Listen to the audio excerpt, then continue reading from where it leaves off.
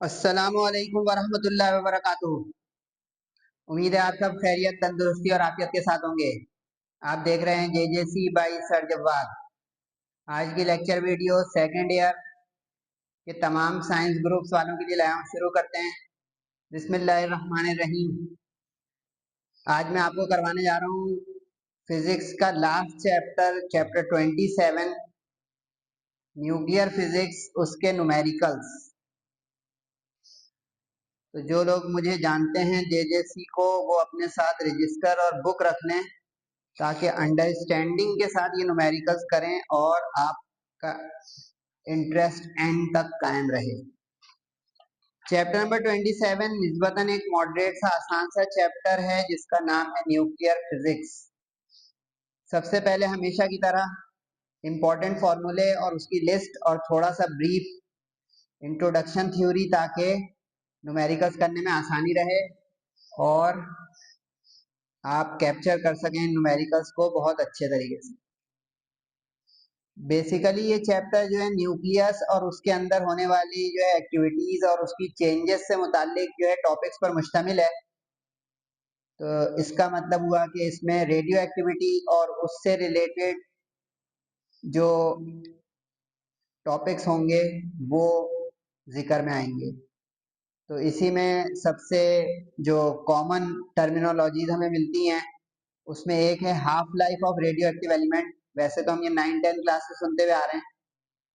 Half life जिसमें कोई element या उसके न्यूक्लियाइड अपने ओरिजिनल पेरेंट के मुकाबले में हाफ रह जाएं, बच जाएं, रिमेनिंग, वो कहलाती है हाफ लाइफ।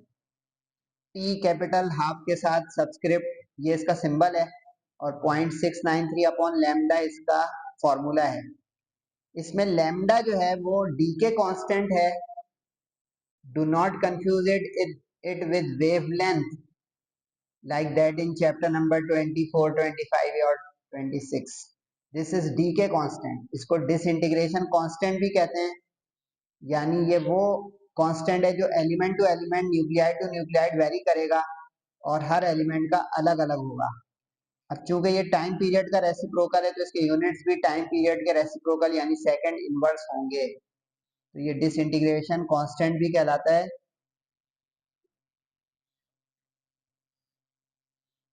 और हर एलिमेंट की अपनी यूनिक डिसइंटीग्रेशन कांस्टेंट की वैल्यू होती है, क्योंकि हर न्यूक्लियाइड की कंपोजिशन और उसकी अरेंजमेंट अलग है, तो लाजमी है कि उसका डीके होने का जो रफ्तार होगी वो भी अलग होगी।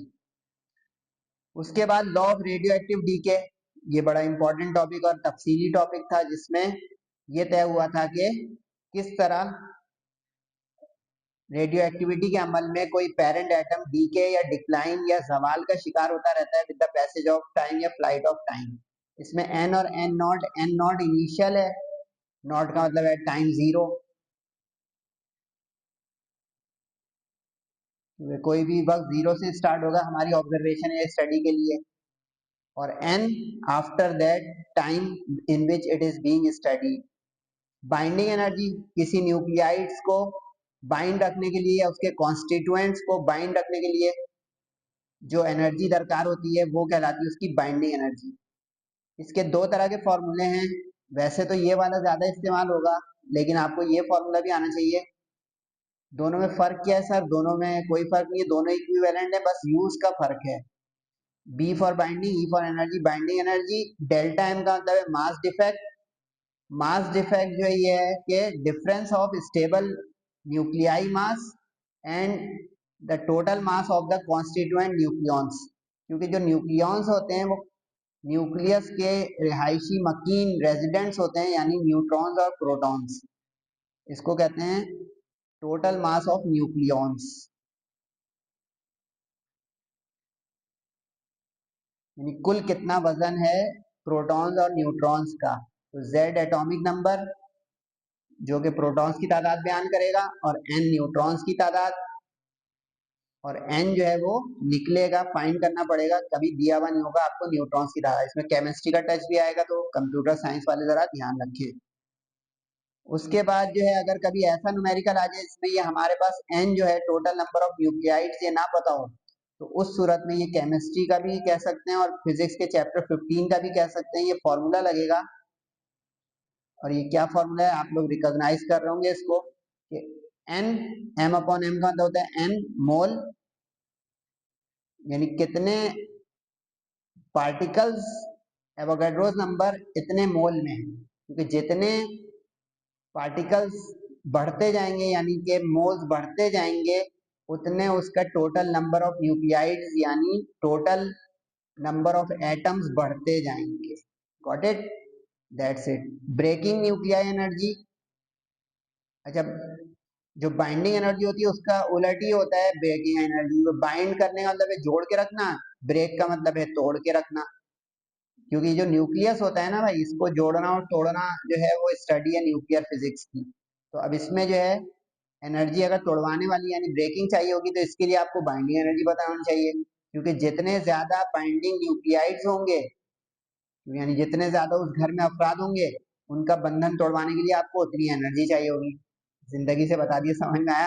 यानी प्रोटॉन न्यूट्रॉन जितने ज्यादा होंगे तो उनका मास टोटल ज्यादा आ जाएगा। जब मास टोटल ज्यादा आ जाएगा इस तरह, तो लाजमी है कि उसके एनर्जी भी बाइंडिंग या ब्रेकिंग ज्यादा होगी। अच्छा, इसमें एक यू बहुत इस्तेमाल होगा, ये यू क्या बला है भाई? ये केमिस्ट्री का टच है। एटॉमिक मास यूनिट इसको कहते हैं, AMU, एटॉमिक मास यूनिट। कुछ इसको यूनिफाइड एटॉमिक मास यूनिट भी कहते हैं, क्योंकि ये कार्बन 12 जो most stable isotope of carbon है उसकी बुनियाद पे डिड्यूस हुआ है या ड्राइव हुआ है। इसकी एक फिक्स वैल्यू होती है और ये कैलकुलेट होकर आती है, कांस्टेंट एक तरह का है, 931.5 मेगा इलेक्ट्रॉन वोल्ट। और ये जितनी भी एनर्जीज नजर आ रही है इस पूरे चैप्टर के फॉर्मूले में, वो सब की सब मेगा इलेक्ट्रॉन वोल्ट में मेजर होंगी। इस चीज को भी बहुत अच्छा नोट रखें, क्योंकि ये जो न्यूक्लियाइड्स होते हैं और न्यूक्लियॉन्स होते हैं और न्यूक्लियस होते हैं, इनकी एनर्जी हाई होती है, तो इनकी एनर्जी के यूनिट्स हमेशा मेगा इलेक्ट्रॉन वोल्ट होंगे। चाहे वो क्वेश्चन में मेंशन करे ना करे, आप नोट करें कि ऑलवेज ना इलेक्ट्रॉन वोल्ट, ना जूल, ना kilo electron volt, mega. Mega मतलब 10⁶। ये मेगा है, इसको मास नहीं समझिएगा। सही है जनाब? अब 7 न्यूमेरिकल इंतहाई छोटा सा चैप्टर है, गोल्डन अपॉर्चुनिटी भी है इसलिए कि इसमें से एक न्यूमेरिकल बोर्ड एग्जाम में जरूर आना है, क्योंकि जब से चैप्टर नंबर 26, वैसे तो इस साल के लिए बोल रहा हूँ, ये वीडियो अगले सालों में भी काम आएगी इंशाल्लाह स्टूडेंट्स के, तो हर साल के लिए ये जुमला नहीं बोल रहा हूँ, इस जुमले को स्किप कर दीजिएगा। नेक्स्ट सेशन के लोग, इस सेशन वालों के लिए जो करंट प्रेजेंट सेशन के लोग हैं, बैच है, उनके लिए कि चूंकि चैप्टर 26 के मैक्सिमम न्यूमेरिकल्स रिड्यूस और डिलीट हो गए हैं, तो इसने अपनी जगह बना ली और इसका एक न्यूमेरिकल जरूर आएगा बोर्ड एग्जाम के सेक्शन बी में, तो इसको जरूर प्रैक्टिस कर लें और हाथों हाथ कर लें। हॉट केक है, क्यों? क्योंकि आसान न्यूमेरिकल है, अभी आपको देख के कहेंगे सर सही कह रहे हैं। 27.1 अब फॉर्मूला लिस्ट, और वो देखेंगे तो इंशाल्लाह ये न्यूमेरिकल्स जल्दी भी हो जाएंगे, समझ में भी आ जाएंगे हाथों हाथ, और प्रैक्टिस भी आ जाएगी, और कैलकुलेटर भी साथ रख लें। इन 9 डेज, 9 दिनों में number of radioactive nuclide decreases to 1/8। ये डीके वाला केस आ गया।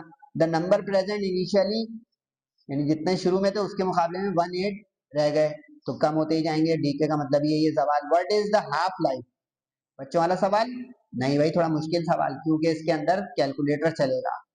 जो टाइम दिया हुआ है 9 दिन का, अच्छा ये पॉइंट के बाद जीरो वगैरह लिखा हो तो उसको जरूरी नहीं होता, पूरे सेशन में मैंने बताया, लेकिन फिर भी एक तवज्जो दिला दी कि काफी स्टूडेंट कहते हैं सर ये इतने सारे जीरो दिए। सिग्निफिकेंट डिजिट्स की अहमियत है कि डेसिमल के बाद जो जीरोस होते हैं वो सिग्निफिकेंट होते हैं, तो लिख दें या ना लिख दें, लेकिन आमतौर पे लिखा हुआ होता है क्वेश्चन में।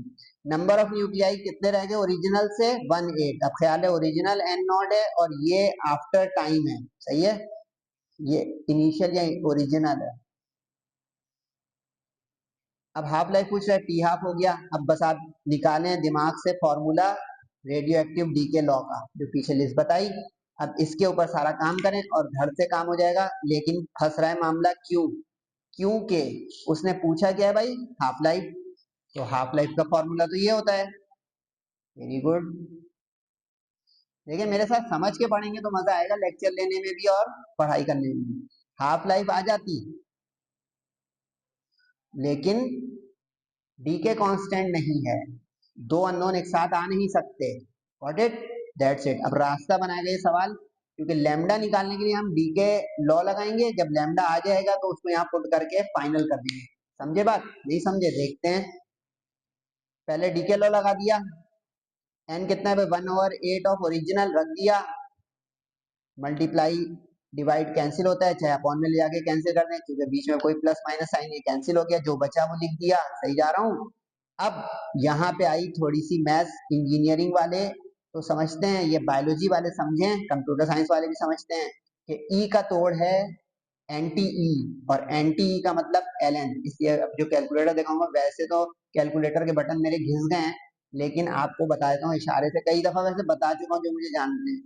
ये जो आपका टेंजेंट वाला बटन होता है, उससे ऊपर जो होता है वो एल एन लिखा हुआ होता है, उस पर कभी भी दबाएंगे, देखिए स्क्रीन पे एल एन लिखा हुआ आएगा, नजर आया? इसी तरह अगर इसको शिफ्ट करके इसी बटन को दबाएंगे, टेंजेंट से ऊपर वाले को, एक्सट्रीम राइट वाले को, देखें ई लिखा हुआ आ जाएगा। इससे ये पता चला कि एल एन और ई एक दूसरे के एंटी हैं, जैसे हमारा एलओजी। अब इसमें ये ध्यान रखिएगा कि एल एन जो है वो ई के साथ चलता है, और एलओजी जो है वो बेस 10 की वजह से 10 के साथ चलता है। इसलिए आपने देखा होगा कैलकुलेटर में ही इसी बटन के बराबर में जिसमें एल एन लिखा हुआ है, उसको इन नहीं बोल दिएगा, आई एन काफी बच्चे बोल देते हैं, एल एन है वो, नेचुरल लॉ।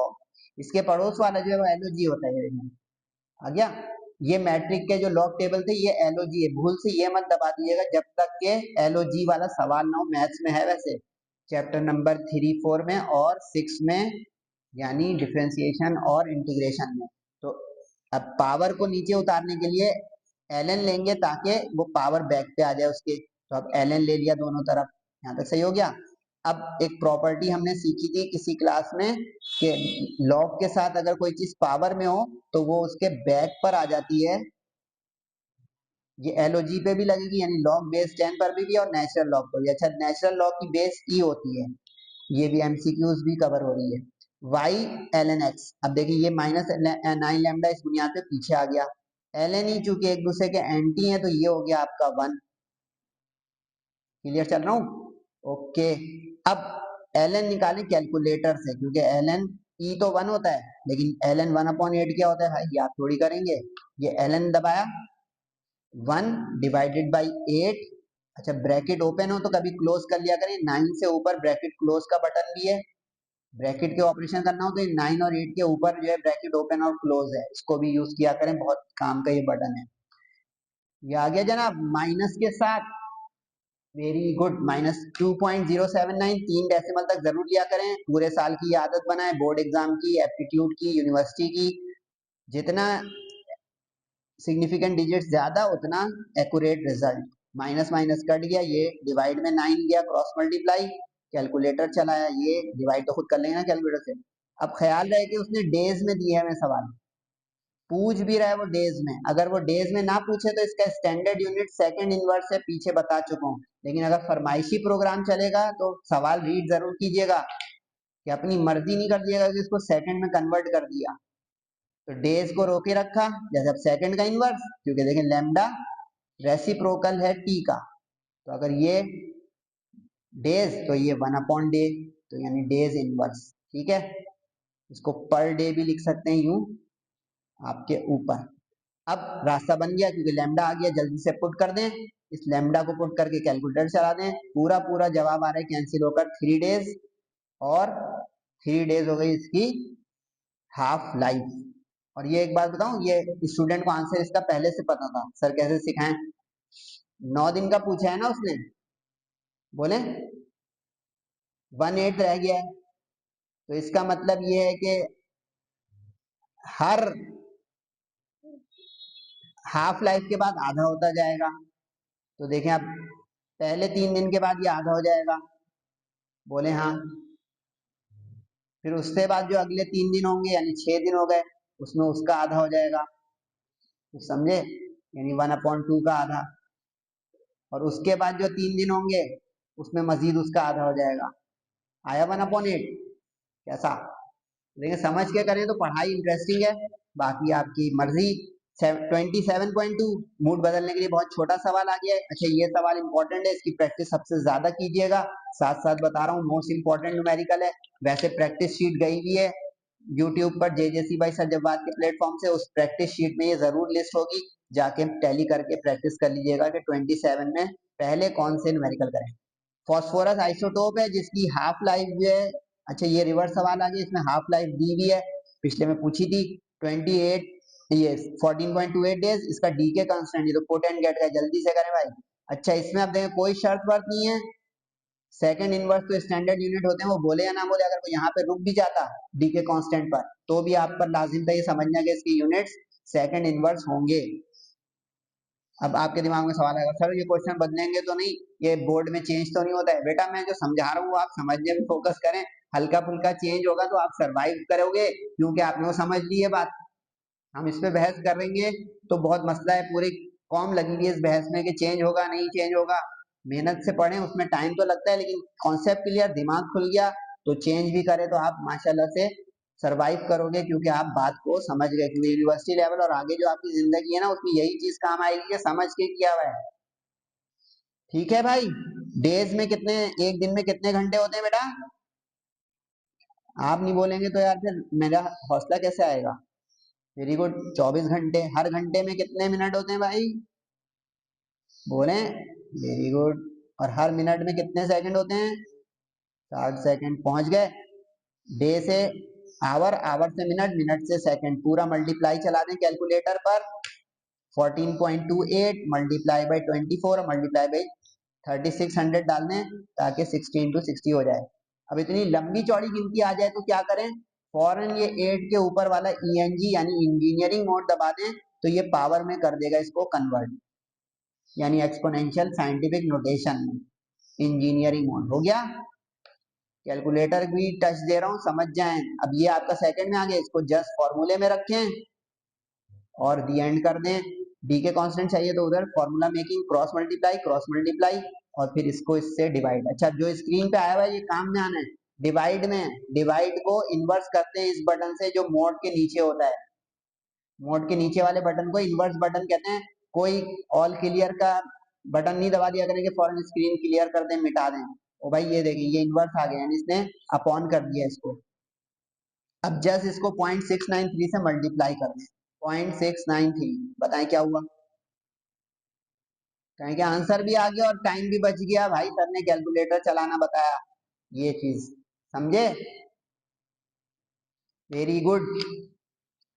इसके बाद जनाब 27.3 बाइंडिंग एनर्जी का सवाल आ गया। Binding energy in mega electron volt. अच्छा ये बता दूं, ये दे या ना दे, पीछे मैं थ्योरी बता चुका हूँ स्टार्टिंग ऑफ दिस वीडियो के, ये लाजिम है कि binding energy must be in mega electron volt. Lithium की चाहिए, अच्छा ये सब वो देगा, ये गिवन होगी, ये आपको याद नहीं करना है। केमिस्ट्री वाले सोच रहे होंगे कि सर ये हमें याद करना है, नहीं भाई, ये क्योंकि कंपोजिशन आइसोटोप की अलग हो जाती है, कभी 3 8 दे दे, तो ये याद नहीं रखना है। और एटॉमिक मास यानी ये एम कैपिटल भी आपको गिवन करेगा, ना गिवन करे तो आप इन्विजिलेटर को कॉल करके कहेंगे कि सर समथिंग इज मिसिंग। इसी तरह मास ऑफ प्रोटॉन न्यूट्रॉन ये गिवन होंगे, सर बुक में तो गिवन नहीं है, ये देखिए बुक का क्वेश्चन कॉपी किया है ना, बुक में गिवन नहीं है। तो भाई मैं क्या बता रहा हूँ आपको, मेरी बात सुन रहे हैं या सिर्फ तस्वीर खींच रहे हैं, स्नैप और पिक? गिवन इसलिए वहां होगा कि वहां बुक नहीं है, यहाँ पे इसलिए गिवन नहीं है कि बुक है। बुक के जो थ्योरी पेजेस हैं वो पीछे पेजेस पलटे हैं, एक्सरसाइज के बजाय चैप्टर के थ्योरी पेजेस पे पहुंचे 27 में, तो वहां पे जहाँ पे थ्योरी आ रही होगी बाइंडिंग एनर्जी की और मास डिफेक्ट की, उसमें ये गिवन होगा, तो इसका मतलब वहां से उठाएं। बुक में इसलिए एक्सरसाइज में कभी कभार ये सब चीजें नहीं दी होती, समझे बात? गुड। इसी तरह ये भी गिवन होगा कि एक यू यानी एक एएमयू कितने मेगा इलेक्ट्रॉन वोल्ट के बराबर होता है, ये आपको याद नहीं करना है, याद रख लो, हाँ एमसीक्यूज के लिए याद है मुझे ये वाला। ये ऊपर वाले दोनों नहीं, प्रोटॉन न्यूट्रॉन नहीं, वो तो बहुत ही डेसिमल प्लेसेस ज्यादा है। ये एमसीक्यूज के लिए याद कर लो कि 1 यू या एएमयू में कितना मेगा इलेक्ट्रॉन वोल्ट होता है, ये एमसीक्यूज में आ सकता है। अब बाइंडिंग एनर्जी का फॉर्मूला निकाला जल्दी से आपने, ये वाला या ये वाला बराबर 931.5, क्योंकि ये जो होता है ना ये डायरेक्ट आपको मेगा इलेक्ट्रॉन वोल्ट करा देता है। बस आपको अब डेल्टा एन की तलाश करनी है, गेम ओवर हो जाएगी, क्योंकि बाइंडिंग एनर्जी पूछ रहा है, बाइंडिंग एनर्जी आ जाएगी बस अगर कोई मास डिफेक्ट निकलवा दे। लेकिन मास डिफेक्ट में आपको चाहिए होता है प्रोटॉन की तादाद और न्यूट्रॉन की तादाद, सही है, क्योंकि मास डिफरेंस है ये असल में। डिफेक्ट का मतलब खराबी, क्योंकि खराबी पैदा होती है हैवी न्यूक्लियाइस में, इसलिए कि उसके अंदर स्टेबल मास जो होता है न्यूक्लियस का, वो टोटल कॉन्स्टिट्यूएंट न्यूक्लियॉन्स के मास से हमेशा कम होता है। ये माइनस में भी कभी ये डिफरेंस आ जाए ना तो भी चौंक जाइएगा कि गलती कर रहा हूँ। ये डिफरेंस जो ब्रैकेट करने लगा है ये पूरा मास डिफेक्ट है, ये हमेशा पॉजिटिव होगा ऑलवेज। ये चेकिंग होगी कि थ्योरी भी सही, प्रैक्टिकल भी सही, न्यूमेरिकल भी सही। अब ये जो नीचे सबस्क्रिप्ट लिखा होता है ये जेड होता है भाई, बचपन से पढ़ रहे हैं, कंप्यूटर साइंस वाले देखें। ऊपर जो लिखा होता है ये ए होता है, ए में से जेड को माइनस करते हैं तो न्यूट्रॉन आता है, तो 7 - 3 से न्यूट्रॉन आ गया, नीचे बना बनाया प्रोटॉन लिखा हुआ है। अब जल्दी से करें काम खत्म, जेड की जगह प्रोटॉन की तादाद 3, मास ऑफ प्रोटॉन गिवन होगा, नहीं तो मांगना टीचर से। न्यूट्रॉन की तादाद हमने निकाली, उसको मल्टीप्लाई करें न्यूट्रॉन के मास से, गिवन होगा, नहीं तो टीचर को बुलाएं। माइनस करें इसमें से गिवन मास यानी एटॉमिक मास, जो कि उस न्यूक्लियस का मास है, और मल्टीप्लाई करवा दें इसको उसके बाद 931.5, क्योंकि मेगा इलेक्ट्रॉन वोल्ट में आंसर आता है। इसके बाद कैलकुलेटर चला लेंगे, इसको इससे मल्टीप्लाई कीजिएगा, इतिहास से ये आ जाएगा, चेक कर लीजिएगा क्रॉस चेक। इसको इससे मल्टीप्लाई करेंगे, देखिए स्टेप बाय स्टेप ये प्रेजेंटेशन है 4 मार्क्स की। आपको बहुत सारे यूट्यूबर मिल जाएंगे जो न्यूमेरिकल तो बहुत अच्छा करा रहे होंगे, बता रहे हैं कि बोर्ड एग्जाम में बेटा आप लोग जा रहे हो या बस प्रैक्टिस कर रहे हो या टीचर खुद हो। तो भाई ये 4 मार्क्स लेने हैं तो तरीके से देख लें, ई शीट भी मिली अगर या नहीं भी मिली, दोनों सूरतों में ये देखें एक पेज पे आपका सेट हो रहा है, बिस्मिल्लाह करें और 4 मार्क्स लें। तरतीब देखें कि किस तरह जो है डाटा लिखना है, किस तरह रिक्वायर्ड सॉल्यूशन, और ये होता है रिजल्ट। रिजल्ट की अलग से हेडिंग लगाना जरूरी है भी और नहीं भी, तो इस तरह स्टाइल है सर का, आपके ऊपर अलग से रिजल्ट लिखना चाहते हैं तो लिख सकते हैं। इसके बाद इसको मल्टीप्लाई करके जो है लिख दिया, प्लस करके माइनस, कोशिश कीजिएगा कि इसका प्लस करें पहले ताकि इतने हिस्से का आ जाए टोटल मास। मैं कर देता हूं आपके लिए 3.023475, इतने सारे डेसिमल है, कैलकुलेटर में फीड बड़े एहतियात से कीजिएगा भाई, एक भी आगे पीछे हुआ काम खराब। 4.03466, ये आगे जनाब 7.058135, ये तो आपके टोटल मास आ गई। ये इसमें से अब ये माइनस होगा आपका 7.016003, ठीक है जी। इसके साथ 931 वाला आ जाएगा बाद में मल्टीप्लाई के अंदर। अब इसमें से इसको माइनस करके चेक कर लें कि सर ने पहले से जो किया हुआ था सही था, 7.016003। बिस्मिल्लाहिर्रहमानिर्रहीम, बिल्कुल भाई आ गया, माशाल्लाह बोले, एक्सीलेंट। अब ये हो गया फारिग, यू से यू और मल्टीप्लाई करके खुद देख लीजिएगा, मल्टीप्लाई करके आ गया मेगा इलेक्ट्रॉन वोल्ट। आसान और मजेदार न्यूमेरिकल है, प्रैक्टिस कर लें, इंपॉर्टेंट भी है। 1 के बाद इसका इंपॉर्टेंट का नंबर लगता है 2, बहुत हल्का है, नसीब से आ गया 2 तो लॉटरी लग गई। ले भाई ये तो उससे भी हल्का है, तो बिल्कुल ही फारिग करते हैं जल्दी से। इसमें जो है वो बाइंडिंग एनर्जी गिवन कर रहा है, दिखा है ना बाइंडिंग एनर्जी, और मास डिफेक्ट पूछ रहा है, इससे हल्का क्या होगा, ये तो मेरा माने एमसीक्यू है भाई, फिर भी कर लेते हैं। बाइंडिंग एनर्जी दी हुई है, अच्छा एटॉमिक मास यूनिट में फरमाइश कर रहा है यानी यू में, तो 931 की जरूरत पड़ेगी इसमें भी, ये तो याद हो गया ना भाई, वेरी गुड। बाइंडिंग एनर्जी ये होती है, तो अब हम इसमें मास डिफेक्ट चाहिए, फॉर्मूला कर लें, 931 से आके डिवाइड कर दें, खत्म कहानी। यू जो है वो क्रॉस मल्टीप्लाई होगा ऑटोमेटिक, यू के अंदर आंसर आ जाएगा, समझे बात, नहीं समझे? तो भाई binding energy mega electron volt में 931.5 पर यू था, तो ये पर यू उल्टा हो गया क्योंकि अपॉन में ये वैल्यू गई है, सही है। ये और ये कट गए, बाकी यू में आ गया, डिवाइड करके देख लें, खत्म सवाल। ये वाला खत्म भी, वो वाला खत्म भी, समझ रहे हैं, खत्म सवाल। चलें भाई, बहुत जल्दी जल्दी आज की क्लास चल रही है माशाल्लाह से। 2 न्यूमेरिकल रह गए क्योंकि बीच में फिर एक एमसीक्यूज आएगी। ये है क्वेश्चन ऑफ द चैप्टर 27, क्योंकि सबसे लंबा लिखने में भी और पढ़ने में भी। कौन पढ़ेगा भाई इसको? लेकिन एक कॉलेज प्रीलियम वालों ने ये दिया है, मेरा नहीं मानना है कि ये बोर्ड एग्जाम में इतनी प्रिंटिंग करके पब्लिशिंग करके अपनी इंक और पेज आया करेगा, तो इसलिए मैं उम्मीद नहीं लगाऊंगा कि ये कभी इतना लंबी वर्डिंग वाला सवाल, ये भी अंदर की बातें बता रहा हूँ, आप लोग ये सब नोट किया करें कि कॉलेज प्रीलियम ने तो इसलिए दे दिया कि भाई कॉलेज प्रीलियम वाले के पास एक कॉलेज में पेपर हो रहे हैं, तो पूरे कराची में या सिंध में पेपर होगा, इतने हजारों बच्चों के पेपर छपेंगे, तो भाई ये बहुत ज्यादा सर टाइम मिल जाएगा ना पढ़ाएं। Excellent, thank you for your suggestion. Copper penny एक सिक्का है जिसका मास दिया हुआ है, आगे वो कह रहा है कि इसकी एनर्जी बताओ जो ब्रेक करने के लिए चाहिए। देखिए उल्टा वाला न्यूमेरिकल आगे, ब्रेकिंग एनर्जी चाहिए, बाइंडिंग नहीं चाहिए। सही, कांस्टेंट तोड़ेंगे तो क्या निकलेगा भाई अंडे में से, बोले व्हाइट और यॉक यानी सफेदी और जर्दी, तो न्यूक्लियस को तोड़ेंगे तो क्या निकलेगा भाई, हैं सफेदी और जर्दी, क्या कह रहे हैं, ऐसा नहीं बोले भाई, प्रोटॉन और न्यूट्रॉन निकलेंगे, समझे बात, एक्सीलेंट। अब वो कह रहा है इतना कुछ इसलिए ताकि थ्योरी और प्रैक्टिकल करने वाला टेंशन लेके न्यूमेरिकल को चैलेंज ना कर दे कहीं दुनिया में, तो उसने यहाँ से यहाँ तक सिर्फ ये कहानी डाली है कि इग्नोर कर दे वो तमाम एनर्जीज जो बाइंड करती है, क्योंकि बाइंड करने वाली भी तो एक एनर्जी चाहिए ना, जोड़ के रखने वाली, कह रहा है उसको भूल जाए एक लम्हे के लिए कि वो इग्नोरेबल है, और वो एनर्जी भी जो एक एटम को दूसरे से जो है ज्वाइन करती है, क्योंकि अगर आपने एवोगैड्रोस नंबर और एटम मॉलिक्यूल पढ़े हैं तो एक सैंपल के अंदर तो लाखों करोड़ों अरबों खरबों पार्टिकल्स और न्यूक्लियाइड्स हो सकते हैं कॉपर के, तो उसको भी इग्नोर करने कह रहा है। यानी यूं समझे कि ये जो है फॉर्मेलिटी है साइंसदानों के लिए है, कि कोई साइंसदान रीड करके इस न्यूमेरिकल को चैलेंज ना दे दे कि वो सारे एनर्जीज कहाँ गई, उसका जिक्र ही नहीं कर रहे हो आप, तो वो कह रहे भाई इग्नोर कर रहे हैं ताकि न्यूमेरिकल की ईज और फ्लो कायम रहे, वरना और पेचीदगियों की वजह से न्यूमेरिकल कॉम्प्लेक्स कुंबरसम हो जाएगा। अज्यूम करेंगे तमाम कॉपर न्यूक्लियाई इसी कंपोजिशन के, क्योंकि कॉपर के भी आइसोटोप्स होते हैं, ये ना हो कि कोई किसी और आइसोटोप वाला कॉपर है उस पैनी में, कोई और, तो एक ही नस्ल के हैं सारे। एटॉमिक मास फिर दिया हुआ है इसमें, यानी कि ये एम कैपिटल। सबसे पहले निकालें दिमाग से ये वाला फॉर्मूला, क्योंकि अब ये रिवर्स है बाइंडिंग एनर्जी का, लेकिन ये फंस गया सवाल, बताएं क्यों, आप भी तो बताएं तब मुझे कुछ पता चलेगा ना कि हो क्या रहा है। इसलिए कि एनर्जी भी नहीं है और बाइंडिंग एनर्जी भी नहीं है, बाइंडिंग एनर्जी आएगी तो यहाँ पुट होगा, और एन भी नहीं है, लेकिन एन के बदले बहुत कुछ है, वो तो सेटिंग हो जाएगी, ये देखना,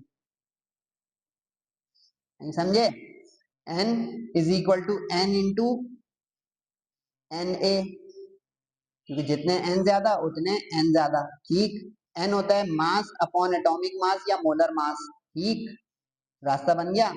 आप नोट करते हैं सर सवाल दिखाते ही ये दिखाने लग जाते हैं एंड, क्यों, आपको पढ़ना आया सर जवाब के साथ, या सर जवाब को पढ़ाना आया, कभी कमेंट और फीडबैक भी दिया करें।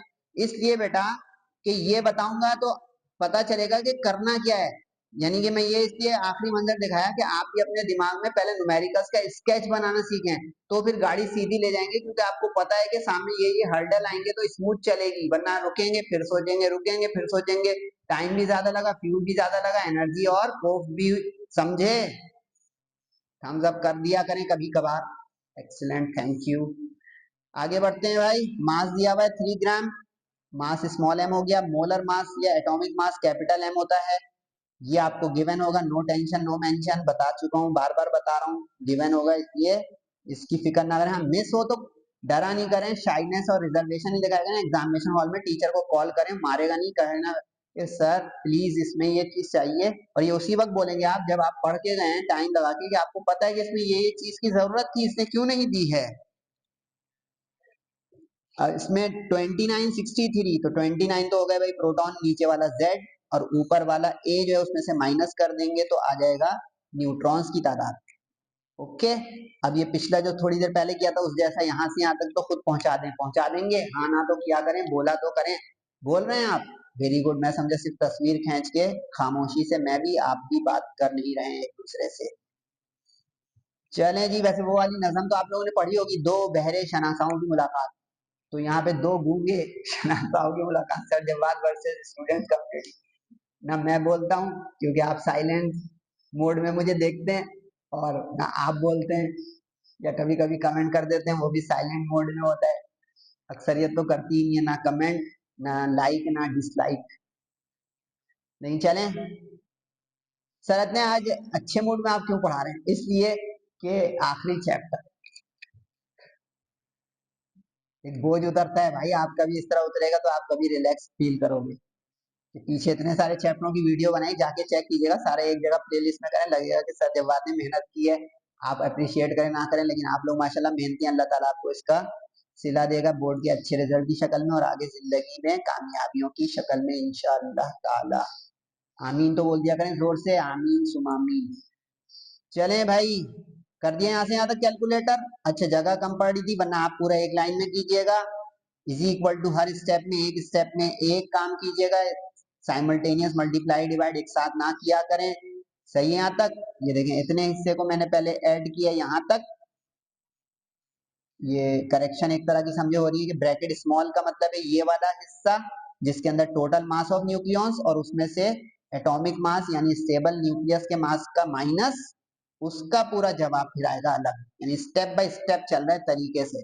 ये आ गया मेगा इलेक्ट्रॉन वोल्ट में ऑटोमेटिक फिर से। अब रास्ता क्लियर है, अब यहाँ रख दें बाइंडिंग एनर्जी जो निकली वो, और एन को मजीद कन्वर्ट करें अकॉर्डिंग टू केमिस्ट्री। और ये केमिस्ट्री नहीं भी है, कंप्यूटर साइंस वाले जो है ये ना बोले सर केमिस्ट्री, वो भाई चैप्टर नंबर 15 जाके देख लें, आज इसी सेकेंड ईयर फिजिक्स का भाई, केमिस्ट्री में कहाँ जा रहा हूँ। उनको मैं जो है बोल रहा हूँ, जो यूं कह रहे थे सर केमिस्ट्री हमने पढ़ी नहीं, क्योंकि कंप्यूटर वाले ये बोल के बहुत बच जाते हैं कि सर हमने तो केमिस्ट्री पढ़ी है। मैं कहा बेटा पढ़ाई तो है हमने।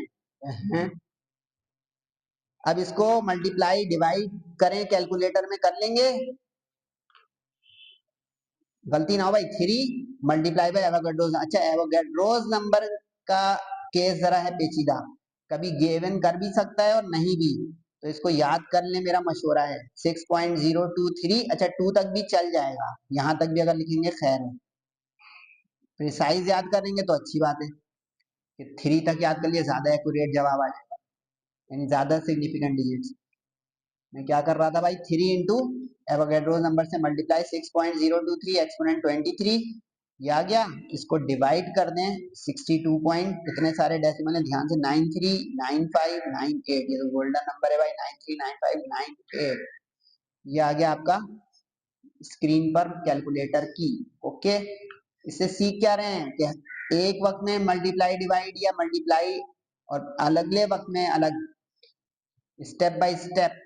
इससे ये मेगा इलेक्ट्रॉन वोल्ट में इतनी ज्यादा एनर्जी चाहिए तोड़ने के लिए, क्योंकि इसके अंदर बहुत ज्यादा प्रोटॉन्स और न्यूट्रॉन्स थे। जितने ज्यादा होंगे, ये भी समझ लें, जितना ज्यादा होगा जेड और ए, उतनी ही उसकी बाइंडिंग एनर्जी भी ज्यादा आएगी, उतनी ही उसकी ब्रेकिंग एनर्जी भी ज्यादा आएगी। थ्योरी प्लस एमसीक्यूज का टेक्सचर भी मिल रहा है।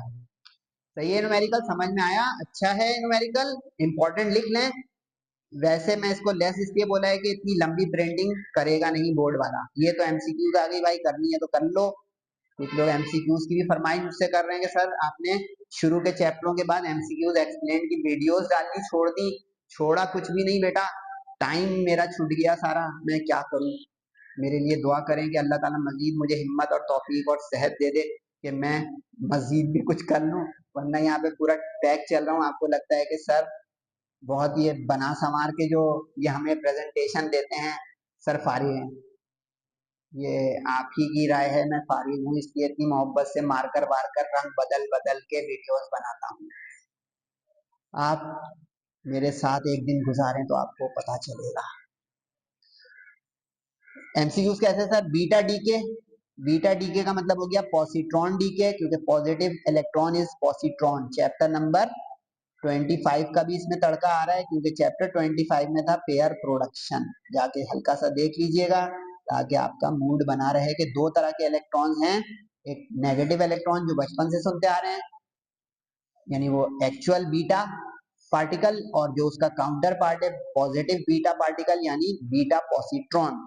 जब भी ये निकलता है, जब भी बीटा पार्टिकल की बीटा पॉजिट्रॉन एक्टिविटी होती है यानी डीके, इसको आपने थ्योरी में पढ़ा हुआ है, इसमें हमेशा Z जो है ना वो इन्हांस हो जाता है एक ज्यादा, और अगर उल्टा कभी ये वाला बीटा नेगेटिव इलेक्ट्रॉन एक्टिविटी होगी तो Z, अच्छा ये मैंने उल्टा लिख दिया, सॉरी फॉर Z माइनस, और ये एक काउंटर होता है, ये एक बढ़ जाएगा। सही है। अब यहाँ पे चूंकि उसने बीटा पॉजिट्रॉन बोला है, तो ये देखिए इसका ये 9 जो है ना, बस इसको एक कम करना। अब यहाँ पे आप इलेक्ट्रॉन पॉजिटिव भी लिख सकते हैं और बीटा प्लस भी लिख सकते हैं as the question. Choice is yours. इसका मतलब ये है कि वो एनर्जी भी खारिज कर रहा है बहुत ज्यादा तरीके से फ्रीक्वेंसी के साथ। तो ये उसने कहा था कंप्लीट लिखो। अब ये सर हमें कैसे पता चलेगा कि ऑक्सीजन और नाइट्रोजन ही बनेगा? ये क्या बात कर दी यार, सारी पिक्चर खराब कर दी। कितने सालों से मैं पढ़ रहा हूँ कि ऑक्सीजन का एटॉमिक नंबर 8 है और नाइट्रोजन का 7 है। नहीं पता था, चले आज पता चल गया भाई, लेकिन ये तो हैरान कर दिया आपने। समझ रहे हैं ना? तो ये एमसीक्यूज है सर, ये चेंज हो सकती है बिल्कुल भाई। इसके लिए शुरू के 10-12 एलिमेंट याद होने चाहिए। केमिस्ट्री वालों को तो याद, ये प्री ये मेडिकल। कंप्यूटर साइंस वाले थोड़ा नजरे करम कर लीजिएगा इन चीजों पर भी। इसके बाद ये न्यूमेरिकल मोस्ट इंपॉर्टेंट है, यानी एक 1 हो गया मोस्ट इंपॉर्टेंट, एक 3 हो गया मोस्ट इंपॉर्टेंट, एक 7। प्रैक्टिस शीट भी देख लीजिएगा टैली, बाकी बीच बीच के भी कर लें, सवा इन 2 एमसीक्यूज स्टाइल न्यूमेरिकल के। बाकी 5 या न्यूमेरिकल या 4 पक्के कर लेना, इस चैप्टर का आपके न्यूमेरिकल सेफ हो जाएंगे। प्लस सॉल्व एग्जाम्पल करना मत भूलिएगा। 2 एग्जाम्पल बोर्ड एग्जाम में आने का चांस बन रहा है। बाकी आपके ऊपर है तैयारी कि आप मैक्सिमम न्यूमेरिकल्स की तरफ जा रहे हैं, तो एग्जाम्पल भी देख लीजिएगा। एक डिवाइस है जो कैंसर थेरेपी में इस्तेमाल हो रही है, जिसके अंदर कोबाल्ट 60 इस्तेमाल होता है। बहुत मशहूर है एमसीक्यूज में भी कि कोबाल्ट 60 मुख्तलिफ थायराइड ग्लैंड्स और इस तरह की कैंसर थेरेपी के लिए बहुत ही यूजफुल रेडियो एक्टिव आइसोटोप है। इसके ब्रैकेट में ये यू जो दे दिया वो एज यूजुअल एम यानी एटॉमिक मास या उसका मोलर मास है। हाफ लाइफ वो दे रहा है कोबाल्ट की, और एक्टिविटी पूछ रहा है। एक्टिविटी का सवाल आया है बहुत देर के बाद, ध्यान रखिएगा। वरना पीछे हमने कौन कौन से किए, बाइंडिंग एनर्जी का किया, हाफ लाइफ का किया, डीके कांस्टेंट का किया, ये आया एक्टिविटी का। तो ये यूनिक यूनिमेरिकल हो गया इस सेंस में कि इसमें एक्टिविटी भी पूछा है। लेकिन अब ये फिर दिखाऊंगा मैं अपनी हस्बे आदत कि एक्टिविटी का फॉर्मूला क्या है भाई। ये फंस गया सवाल, क्योंकि एक्टिविटी आएगी नहीं जब तक बोले डी के कांस्टेंट नहीं आएगा। अच्छा, कुछ टीचर इसका फॉर्मूला आपको ये बता देंगे तो परेशान मत लीजिएगा। मैंने इसलिए ये वाला यूज नहीं किया है क्योंकि उसने इनिशियल का लफ्ज इस्तेमाल नहीं किया कि इनिशियली कितने इसके अंदर जो है पार्टिकल्स या कितने इसके एक्टिविटी हो रही है। एक्टिविटी एट सर्टेन टाइम है, तो इसका मतलब मैंने उसमें नॉट हटा दिया, क्योंकि नॉट बाइंड कर देगा इस बात को कि सवाल इब्तिदाई तौर पर 0 टाइम पर था। ठीक है, अभी देखें एन, पिछले सवाल की रिवीजन आ गई। बार बार बता रहा हूँ आपको, याद ही हो जाना चाहिए। सर का लेक्चर लोगे ना कभी नोट किया, इससे फायदा ये होगा कि भाई आपको माशाल्लाह से न्यूमेरिकल करते करते ही आधी प्रैक्टिस हो जाएगी। तो थोड़ा खर्चा करा करें, इंटरनेट पैकेज या फ्री डाउनलोडिंग वाला ले लें और सर जवाब की वीडियो सुकून से देखें। इंशाल्लाह उम्मीद है अल्लाह ताला की जात से कि अगर आप सुकून से उसको जो है कंसंट्रेशन के साथ देखेंगे ना, मेरा मानना है कि आपको आधी फिजिक्स केमिस्ट्री मैथ तो समझ आ ही जाएगी। अगर आप कहीं कोचिंग नहीं लेते हो या बहुत परेशान हो, बाकी आपके ऊपर है भाई। मैं अपना खर्चे अपने वो नहीं दे रहा हूँ, पब्लिसिटी टीचिंग कर रहा हूँ। अगर आपका दिल ठुक रहा है तो आप ये करके आजमा के एक दफा देखें और फिर अगले दोस्तों को भी रेफर कर दें। भाई JJC भाई सजवाद, ये व्हाट्सएप नंबर पे कभी राब्ता कर लिया करें या दोस्तों से करवा लिया करें कि सर से बात कर लो।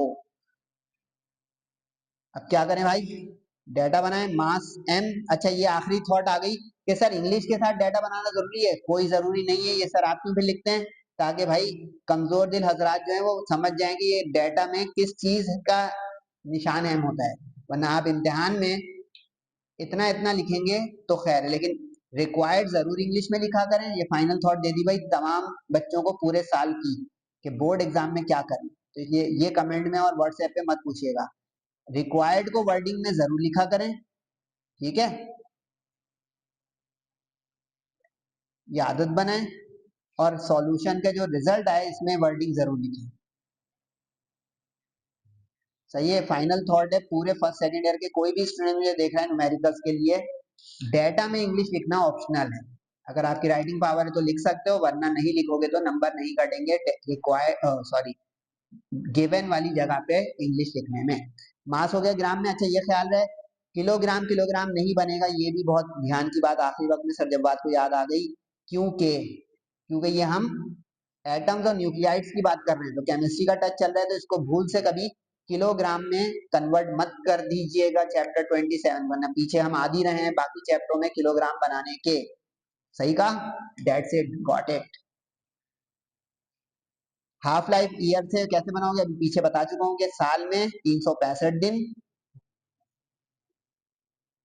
अच्छा, इसमें लीप ईयर वेयर की कहानी नहीं चलेगी भाई, सीधा सीधा 365 डेज। मंथ भी कभी बोल देगा तो फरवरी और जनवरी के चक्कर में नहीं पड़ेंगे, मंथ बोल देगा तो आप 30 डेज का लेंगे सीधा सीधा। समझ गए भाई, बहुत कुछ सर ने बता दिया, फायदा उठा लें। इसको कन्वर्ट कर लिया मल्टीप्लाई करके कैलकुलेटर से, सेकंड में आ गया। अब जाके काम करें इस लैम्डा की तलाश के लिए, तो पहले हाफ लाइफ से निकालें डी के कांस्टेंट, ठीक है, क्रॉस मल्टीप्लाई कर दिया, कैलकुलेटर आपके पास आ चुका है 0.693 डिवाइडेड बाई ये जो आया हमारा टाइम कन्वर्ट करके 1.6619। ज्यादा डेसिमल प्लेस लीजिएगा, फायदे में रहेंगे, 3 से कम मत लिया करें। ये आ गया आपका 4.16, अच्छा 16999, तो इसको 7। अक्सर आंसर आप बुक में भी देखते होंगे राउंड ऑफ करके लिखता है, इसके बारे में भी सुन लें, राउंड ऑफ करना लाजमी नहीं है, ऑप्शनल है। पूरे साल के लिए बोल रहा हूँ भाई, क्योंकि आखिरी चैप्टर है। राउंड ऑफ इज ऑप्शनल, लेकिन कर दें तो बेहतर है, but better to do. Concluding remarks अपनी राइटिंग में लिखिए, हार्ड कॉपी। समझ गए? क्योंकि अक्सर स्टूडेंट ये भी परेशान रहते हैं कि सर बुक के आंसर से हमारा फर्क आ रहा है। और भाई फर्क नहीं आ रहा है, इसको डेविएशन कहते हैं, गलत नहीं आ रहा है, आंसर के मार्क्स पूरे मिलेंगे। हाँ 2 का 3 आ जाता, 0 मिल जाते मुझे, या पीछे गलती की हुई है, लेकिन 2.1 लिखा हुआ है, 2.05 लिखा हुआ है, 2.11 लिखा हुआ है, बराबर है भाई। हम सेकंड ईयर में मैच्योर स्टूडेंट हैं, बड़े माशाल्लाह, एक्सीलेंट। इसके बाद अब एन के लिए, एम कहाँ था सर, 0.5 ग्राम रख दिया। एवोगैड्रो नंबर याद हो गया, वेरी गुड। एम कैपिटल दिया हुआ होगा, नहीं तो बुलाइएगा टीचर को, रख दिया, सही है। अब हुआ क्या, एक्टिविटी होती है डीकेज पर सेकंड में, इसके यूनिट्स, और ये है बेक्यूरल, हेनरी बेक्यूरल, याद आया? या ये लिख दें या ये लिख दें, बेक्यूरल लिखना ज्यादा अच्छा है, दोनों लिखना है तो आपके ऊपर। तो ये डिवाइड करके आ जाएगा इसका डीकेज पर सेकंड या बेक्यूरल। उम्मीद है आज की वीडियो आपको अच्छी लगी होगी, फीडबैक जरूर दिया करें, नमाजों की बहुत एहतमाम से पाबंदी करें, तमाम जो है मॉडल पेपर और टारगेट गेस्ट पेपर और मुख्तलिफ कॉलेज प्रीलियम्स के पेपर जा रहे हैं, सबको जो है कैचअप करें। वालिदैन का बहुत से ज्यादा जो है ख्याल रखें, दुआओं की दरखास्त है। अस्सलामु अलैकुम वरहमतुल्लाहि वबरकातुहू।